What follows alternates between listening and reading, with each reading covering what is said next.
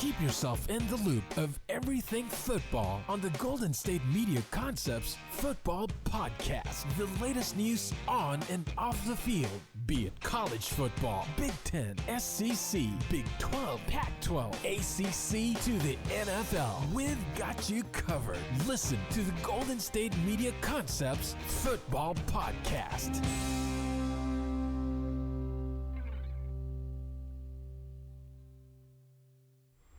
And welcome everybody to another edition of the GSMC Football Podcast Patreon exclusive content episode. I am your host, Kenneth Gruenfelder, and once again, it is great to have you guys here on this Tuesday. Just got wrapped up with the live portion of the show. Went through a lot of stuff, obviously, the injuries from this past week. We recapped the game from last night between the Raiders and the Packers. Talked about the Patriots and their issues, and we also talked about the Bengals, and I talked about whether or not I think they're back or not. So, so it was a great show. Obviously, with the injury stuff, I hate talking about it. I just hate injuries, and especially, this just ruins the game. You want to have your star players out there, but you know what the problem is with the sport like football? It's bound to happen. It just is. Because it's a violent game, and and obviously, the non-contact injuries are becoming a huge have been a huge problem.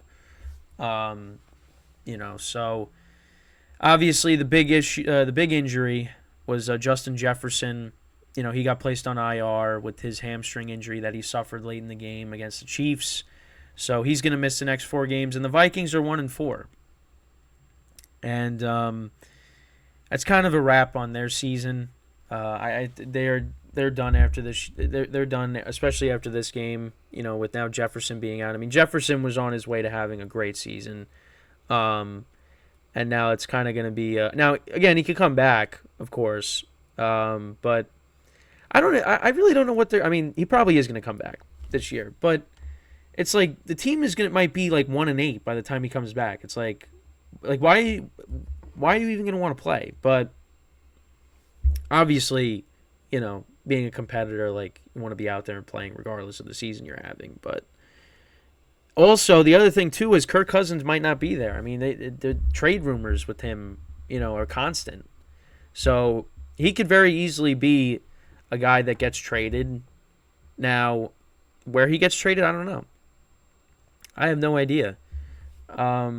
Could be to a team that, obviously needs quarterback help. If the other thing too is if there's an injury, if somebody gets hurt, he could be a guy that could go to a contender and help them out, because he still is a solid quarterback. He's had a good season. It's just, the offensive line is bad, the running game is bad, the defense is bad, everything around him is bad. Obviously, the guys he throws to are amazing. You got Jefferson, T.J. Hawkinson, they traded for last year with the Lions, and Jordan Addison and K.J. Osborne. This is a very good receiving core. But, you got the running game. Alexander Madison is not Dalvin Cook. Cam Akers, you're hoping you get more production out of him. But the Vikings, it's all one-score losses, man. Last year, 11-0 in one-score games. This year, 1-4. 1-4. So literally the complete opposite of what happened last year is happening this year. Everything that could go wrong with the Vikings is going wrong. They let go of Dalvin Cook. Running game is not as good. Justin Jefferson gets hurt. They're losing close games. This didn't happen last year. This did not happen. Now, everybody kind of saw, through the Vikings that they were a fake team. We all knew that. I was confident in the Giants that they were going to, at least beat the Vikings in the playoffs last year. They had it because they almost beat them in the regular season, and they lost again on another 60-plus yard field goal. But you saw that the Vikings, all last year, that the Vikings just were not a very good team. That their 12 wins, they were fake. They played the Cowboys, they got blown out. I mean, they were getting blown out by the Colts, and they came back, and they pulled off, I think the greatest comeback in NFL history. But, again, you beat the Colts. You're supposed to beat the Colts. The Colts weren't good last year. And then earlier in the season last year, they got killed by the Eagles, and this year they, made it close. The Eagles are blowing them out again, but then the Vikings, made it into a one-score game. It's just... This year, yeah, things are just not going right for them. And, now Jefferson's done. I mean, the offense is going to... I mean, the running game's already not very good without, letting go of Dalvin Cook. Now you just lost your best wide receiver. One of the best wide receivers in football. So that's only going to make it even more of a struggle with this team. And I mean, now they play the Bears, which I think they could still that's a winnable game, of course. But not having Jefferson now, that's a big loss. That is a big loss for them. So I don't know what they're going to do. They play the Bears. I mean, you win, you get yourself to 2-4. I mean, and then you go from there. But I mean, this season is definitely on its way to spiraling out of control, and Vikings look like a team that might have to go into a rebuild. Because it's not working out right now. So, but yeah, Jefferson's injury is, I mean, it just stinks also because he's just so fun to watch. But, now we got to wait and see.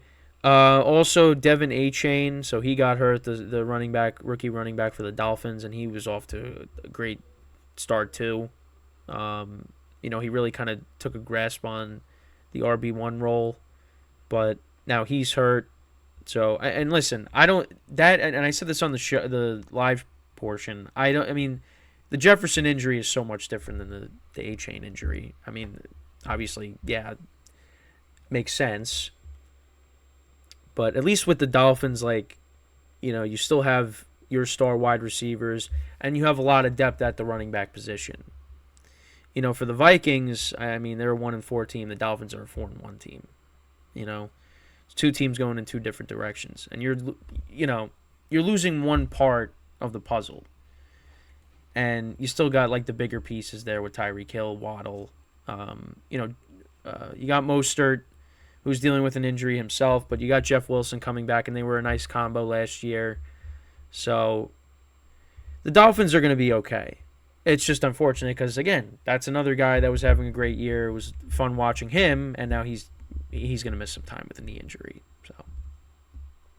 So, and then the engine of the Cardinals offense, James Conner, he's going to miss a couple weeks, which...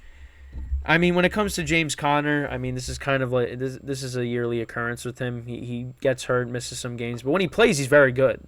It's just he can't stay on the field, can't stay healthy. Now, this was something that happened. This was him just getting hit on the sidelines and hurting his knee. I mean, this wasn't really a non-contact injury, but it's just unfortunate because he was playing really good. And once he got hurt in the game against the Bengals, I just talked about it. They kind of changed the complexion of the game. Cardinals really didn't do anything offensively after that. So, and then of course, we'll talk about the Giants for a second. So Daniel Jones is dealing with a neck injury, but it seems like they got positive news with that. But for me, I hope he doesn't play on Sunday. I really just do not want to... Well, first of all, I want this game to get flexed out. I don't even think that's going to happen. Because why are you going to subject Giant fans to getting embarrassed again on national television against the Bills in Buffalo on Sunday night after they just lost to the Jaguars in London? I mean, why do you want to subject Giant fans to that? Why do you want... Not even just that, football fans in general. Why do you want to make football fans sit there and just watch this team, this horrible team, play against the Buffalo Bills, who are a superior team? I mean, they don't even deserve to be on the field together. They just don't. The Bills are far and away a much better team than the Giants are, and they're coming off of a bad game. I mean, what's going to happen? The Giants have no chance in this game. Their offensive line is terrible. It was funny. I was listening to the sports radio here in New York, and the host goes, because they got injuries on the offensive line. He said something along the lines like, they got backups playing for guys who stink. And just like the line delivery of that was just so funny. But it's true, though. This offensive line is terrible. You are going to get... I mean, Tyrod Taylor got the wind knocked out of him, Dable said. And now they're playing against Buffalo? In Buffalo? They're done. I mean, it's terrible. I said the first week of the season against Dallas was going to dictate how the season was going to go for the Giants. I said that. And I stand by it. And now I didn't watch a single snap of the game that week because I was at a wedding. But, you keep track of the game on your phone, as you're, mingling on the dance floor. And, 16-0, 23-0, 33-0, 40-0, the final score. And I was like, yep, this team's not going to be any good. And they're not. They are the worst team in football. They are. I really do believe that. I think they're worse than the Patriots. And look how bad the Patriots are, who I talked about on the show, on the live show. The Giants are by far the worst team in the NFL. They don't have any elite wide receivers. I mean, without Barkley, the running game is non-existent. The offensive line is terrible. Andrew Thomas, their best offensive lineman, is hurt. And the defense can't stop anybody. I mean, you got a young, inexperienced corner with no safety help playing one-on-one against Tyreek Hill. And he takes it to the house for 69 yards. I mean, what did you think was going to happen? They can't stop the run. They can't cover anybody. There's so many things wrong with this team. And, Brian Dable won Coach of the Year last year, but he's back to square one. I mean, what is going on? I know they have a tougher schedule, but you did improve the team. You drafted a lot. You drafted an offensive lineman who was, one of the best centers in the draft. You get Darren Waller from the Raiders, but they don't use him. You draft Jalen Hyatt. You bring in guys to improve the defense. Well, not really the back end. You let Julian Love go. But you signed Bobby Okereke from the Colts. I mean, you signed guys to improve the run defense.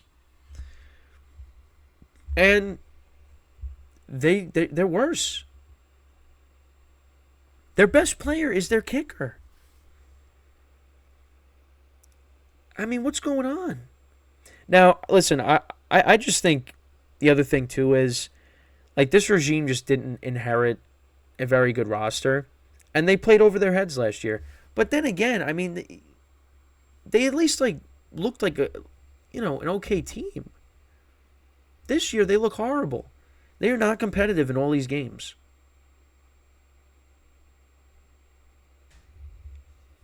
So, I don't know where they go from here. I really don't. I mean, it's gonna keep getting worse. I mean, they might win 3 games this year. They're just that bad. So, yeah, Daniel Jones is another guy. I really don't see him winning I just don't see him winning a Super Bowl.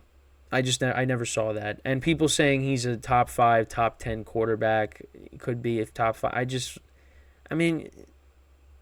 I just don't see it. I think he does have a good arm. I think he is, he's very good when he runs the football.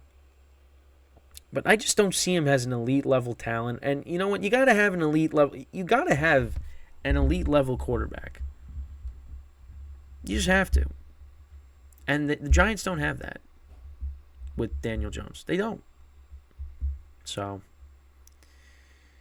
yeah, it's my giant rant for this exclusive content episode. I didn't really touch upon this in the show, but we did touch upon the Patriots, and it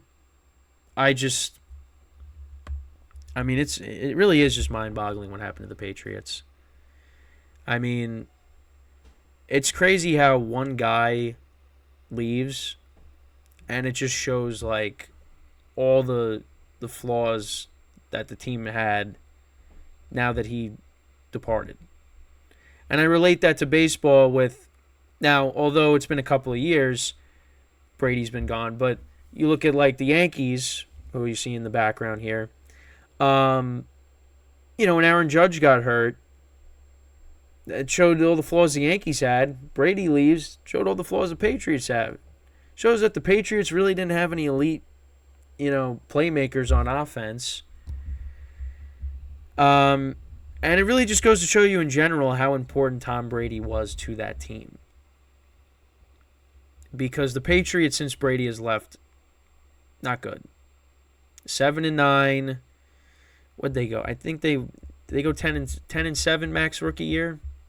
And then last year they went 8-9 and missed the playoffs. And this year, I mean, they might be on their way to having one of their worst seasons ever. And their worst season ever with Belichick. And this is actually something I did forget to mention on the show, but, I mean, you go back to 2008, Tom Brady tore his ACL in the first game of the season, the year after they lost to the Giants, the first time, and the Patriots still went out and won 11 games. They went out and won 11 games. They went 11-5. And they did miss the playoffs, but that was Matt Castle as their quarterback, and yeah, they still won 11 games. So that's why you could look at that and say, well, hey, Belichick, even without Brady, they still had a good season. They just fell short of the playoffs. But now, I mean, I don't know what happened. I mean, the scouting is a problem. I think that's something that, a lot of people are saying. I mean, especially when you look at the players that they drafted. I mean, they drafted N'Keal Harry over DK Metcalf. Where's N'Keal Harry? There's something wrong here. And also, when you have, Belichick bringing in guys, that he used to work with to, help develop your young quarterback, when those two guys have a background of special teams and defense, not necessarily offense, that's a problem. And you're not surrounding your young quarterback with talent to be successful. Listen, I don't think Mac Jones is another guy that I just don't see him being, one of the top quarterbacks in the league. I really just don't see it. I think he has a good arm too, like Daniel Jones, but he's another guy that I just don't see it. But again, it's also hard to evaluate these guys when you just, if you put these guys on the 49ers, are they going to do what Brock Purdy does? I mean, they definitely would. I mean, well, they definitely would be a lot better than what they're doing right now. They're not in good situations. They aren't. Brock Purdy, he got put in a great situation. Now, he is doing so much better than, like I said yesterday, what Trey Lance and Jimmy Garoppolo ever did with that offense. Brock Purdy is a good quarterback. Now, how is he going to be when he doesn't have those weapons anymore? Well, we'll have to wait and see. But, you put Daniel Jones or Mac Jones on that team, I mean, they're going to do something similar to that. Probably would. Because you have Kyle Shanahan, who's one of the best play callers in the league. And you got all those weapons. I mean, Right now, they don't have that. They are in such bad situations right now. But you can't tell me, like, you put them on the Niners. Like, the Niners are, like, what? The Niners would take a massive step back? Now, you could look at the turnovers. That's a problem. See, Brock Purdy doesn't turn the ball over. He just doesn't. Daniel Jones does turn the ball over. Daniel Jones entered the league and had a fumbling problem. Mac Jones has been turning the ball over. That's a problem. Brock Purdy doesn't do that. So you could look at that from that perspective. But I mean, these two guys are in some of the worst situations in the NFL right now. I mean, like, both guys don't have playmakers on offense. Like, they really limited playmakers on offense. Offensive line for the Giants is the worst offensive line in football. It is. And yeah, it's just, yeah, I don't know. I really don't know. But there's still a lot of games left to be played. I mean, Mac Jones, he got benched again for Bailey Zappi, but Patriots are still going to move forward with him as the starter. So, and I guess they have to, because it's like Mac's our guy and we drafted him and we want to, show him that we have faith in him. We don't want to keep doing what we did last year where we benched him. And, yeah, I understand that. But, I mean, if you want to win games too, like, you got to put in who you think gives you the best chance to win. But to me, at this point, it seems like they think Mac is that guy, that he gives them the better chance as opposed to Zappi. But again, it's not really saying that much. Patriots just aren't a good team. They got injuries. I mean, the offense is just not good. I mean, you go out and you get Juju Smith-Schuster and Mike Gesicki and Ezekiel Elliott. I mean, it's not really going to do much. That really did not move the needle at all. Like, you could have went out and maybe got DeAndre Hopkins and maybe, like, listen, D-Hop is getting older, but at least, like, you got, see, that's a wide receiver you'd want to have on your team. I mean, he actually had his best game of the season against the Colts the other day. And, I think D-Hop still has some left in the tank. But you could have went out and got him, maybe. But you didn't. Instead, you elect for a guy that, again, there was reports that his knee could explode. It was a ticking time bomb, Juju. So, yeah, I don't know. Patriots are kind of a mess right now. They are. Giants are, I mean, and the Giants and the Patriots play each other this year. Oh, man. I mean, they both might be tied for the worst record. I mean, those are the two. Those two are the worst teams right now. You put the Broncos in there as well.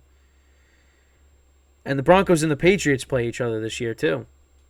So, we're going to find out who truly is the worst team in football between those three teams, even though it's kind of the Giants. But, yeah, so let's kind of get back to, who actually looks like one of the best teams in football. Or, not one of the best, but one of the better teams in football. They might have re-entered that conversation now, even though it was against a team that, is not really that good. And that's the Bengals. Listen, they beat the Cardinals, and listen, the Cardinals are not very good. But how the Bengals have played so far this year, and the way Burrow looked in that game, and he was moving around a little bit, and Jamar Chase having his, fantastic game. Listen, I think the Bengals could build up momentum with that win. They go into the bye week so that, Burrow can heal up that calf and get better. And then let's see what they do now with their second half of the year, I guess, if you will. Well, actually, no, they don't go into the bye week. Sorry. They play Seattle, then they go on the bye. My mistake. But Seattle's a good team. But then you go on to the bye, and then you end up playing now the 49ers out of the bye.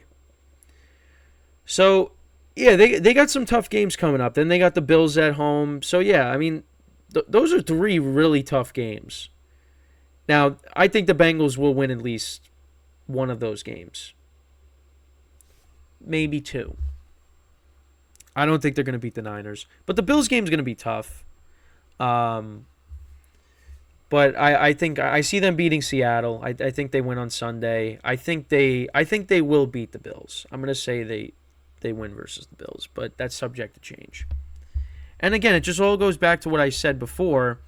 If Joe Burrow gets hurt, then this conversation is over.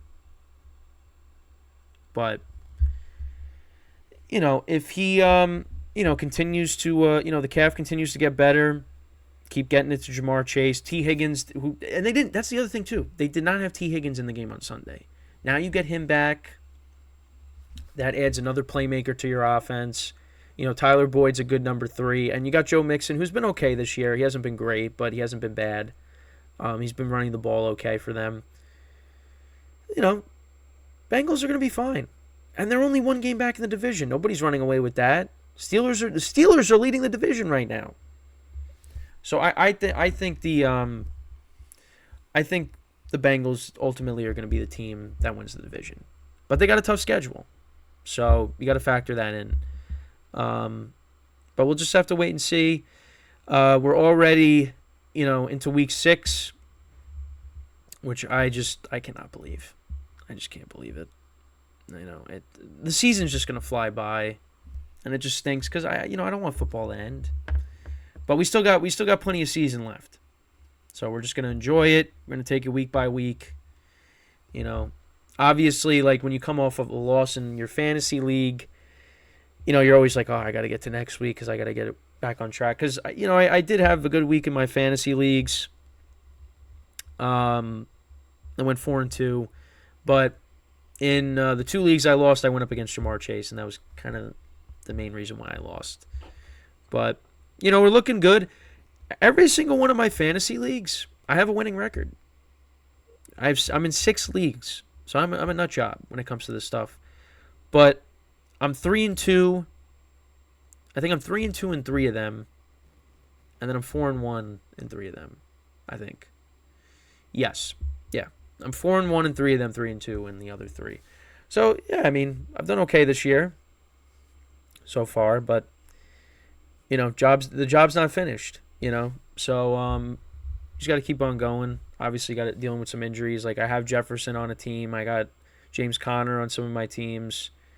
So, yeah. But, we'll see what happens next week, of course. And obviously, if you want to listen to or watch the GSMC Fantasy Football Podcast, that's on later in the day, hosted by Austin, who does a great job with that. So, with that, though, that is all the time that we have once again. So, once again, I thank you guys for watching. Once again, I have the show from yesterday is reposted. I posted that up on both YouTube channels, the 4 parts. So, if you missed anything, you can go check that out. We'll be back again tomorrow, 11 a.m., for the live portion. And then, of course, the Patreon is recorded shortly after that. I'll have to still trying to think about how we're going to do the show tomorrow, of course, because we're in the middle of the week now. And obviously, I'm going to preview all the games, between Thursday and Friday. So we'll figure it out, though. Obviously, there's a lot to talk about, and things are always coming up with the NFL.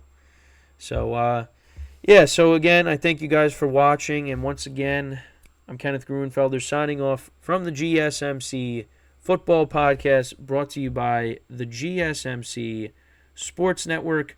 Once again, have a good day, and I will see you guys again tomorrow. Take care.